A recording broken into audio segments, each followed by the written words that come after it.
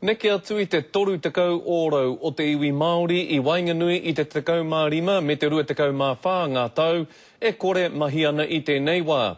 Me te aha hea huatanga tērā kei te kino haere.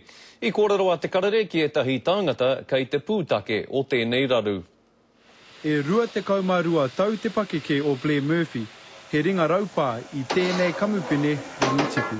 In my last job, the boss had run out of work, so I had no work left over, and a friend asked me if I wanted to come try scaffolding. So, yeah, I did, and ever since I haven't looked back. E harai te mea ko Blair anake kua rongo I te ngau a kore mahi.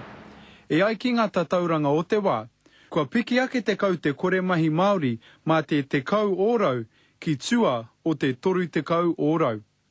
He pērā no te kōrero mō ngā rangatahi mautere. Looked through papers for jobs, and it wasn't until my mate asked me to come do scaffolding, and that took about a month or two before I could get a job.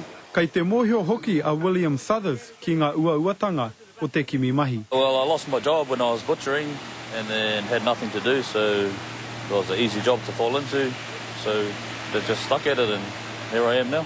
He ōrite tonu te āhua o ngā tokorua nei ki te nuinga e hi koe haere ana I roto I te kore mahi. We've sort of fielded a lot of calls from guys coming back from overseas. Tama tū, tama ora, tama noho, tama mate. He ta gardener, te karere.